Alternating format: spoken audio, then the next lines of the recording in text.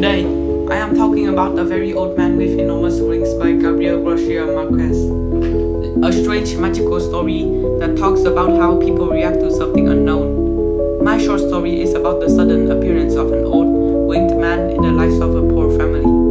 It begins with Pelio and his wife Elisenda. When Pelio returns home after throwing crabs away during a long stretch of rain, as he approaches his courtyard, he notices something moving and groaning in the mud. It was an old man, lying face down, unable to escape because of his enormous wings. He wasn't the kind of angel we'd imagine. His wings were dirty, half-plugged, and covered in parasites. He had only a few teeth and a bald-aged head. The family neighbor, who claimed to know everything about life and death, said he was an angel who had fallen to earth, knocked down by the rain because of his age. They tried to speak to him, but he spoke with an incomprehensible dialect.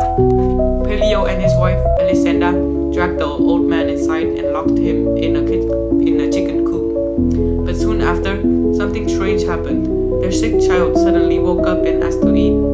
The couple considered sending the angel away on a raft, but word about the winged man spread quickly. Within hours, crowds of curious people filled their yard, desperate to see him. So many came that troops had to be called in to control the chaos. Elisenda saw an opportunity. Since they were poor, she built a fence and began charging 5 cents for people to enter. It became a local attraction. Then, Father Gozana, the village priest, arrived to examine the man. But the more he looked, the less holy the old man seemed. He smelled of the outdoors, had a filthy appearance, and did not understand Latin. The priest wanted everyone to stay cautious and promised to write to the Pope for guidance. Before any answer came, the town's attention shifted to a new carnival attraction, a woman who had turned into a spider for disobeying her parents. Unlike the man, she could talk and she was cheaper to see, and she had a clear story that people could understand. The old man's fame quickly faded. By then, Pelio and Elisenda had earned enough money to build a large 2-story house. But while they grew rich, the old man suffered in silence, trapped in the chicken coop. People threw stones at him to make him move, and pecked at his wings, and even the family saw him more as a burden than a miracle. Years passed, the chicken coop began to collapse, and so did the old man. Elisenda often complained that their beautiful new home felt like a hell full of angels. When the old man finally moved into the shed, he became weaker and began speaking strange phrases. But then something began to change. After surviving his worst winter, he started to recover. In the sunlight, new feathers slowly grew over his wings. He became stronger, and one morning, while Elisenda was cutting onions in her kitchen, she saw him outside, struggling to fly. After several failed attempts, tearing up the vegetable garden, he finally managed to rise in the air. Elisenda watched in relief as he disappeared over the last houses, flying toward the horizon. This is a very confusing story. So, I am going to be analyzing the story to understand why the villagers treat the man so badly. Now, the title of the story is A Very Old Man with Enormous Wings. Notice how it is not a very old angel with enormous wings. The author does not confirm if he is an angel or not. The only reason people assume he's a divine is because the old woman who knew everything about life and death says so, and everyone believes her. This shows how easily people can accept ideas without any evidence. He was locked up in a chicken coop and was made fun of by people expecting him to perform miracles. They believe he is an angel of death, but there's nothing in the story that proves he is. In fact, his description completely goes against what we think of as angelic. The villagers imagine angels as glowing, pure, and perfect, but this man is the opposite.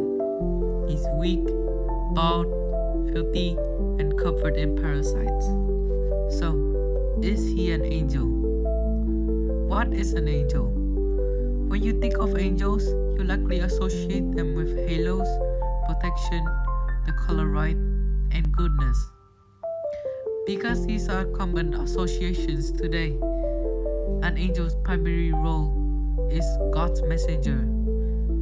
The word angel even comes from the Greek word angelos, which means messenger. They don't have halos, they are certainly not perfect.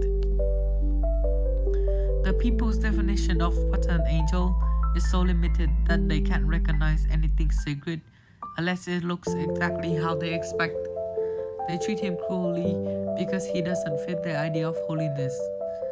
Instead of respecting him or showing compassion, they locked him in a chicken coop, poke him with branding irons, and make money off him like a circus act. Even the priests, who should represent compassion and understanding, treat him more like a problem to solve than a miracle. He gets punished for not meeting their expectations of an angel. This is shown when Father Gozana inspects him and says that nothing about the old man measured up to the proud dignity of angels. The villagers do not want to understand the man. All they want to is to gain something from him.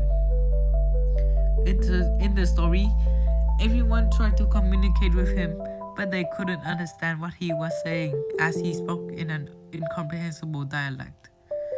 Just because the villagers do not understand him, it does not mean that he is weird or stupid or deserves to be captured.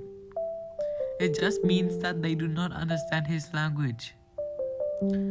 Even the priest says that the man is not an angel because he did not know Latin, which he claims is the language of God.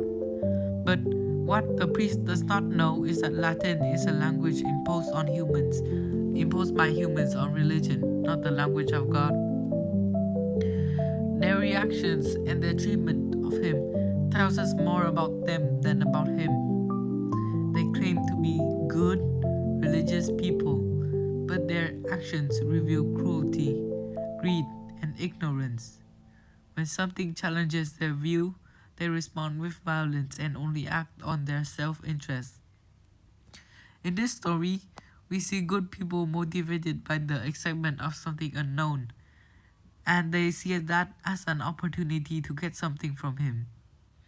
And it's not evil to want a miracle if God were before us. If there is an angel, it is totally normal to come for him, hoping for blessings and luck. But how far would they go for it?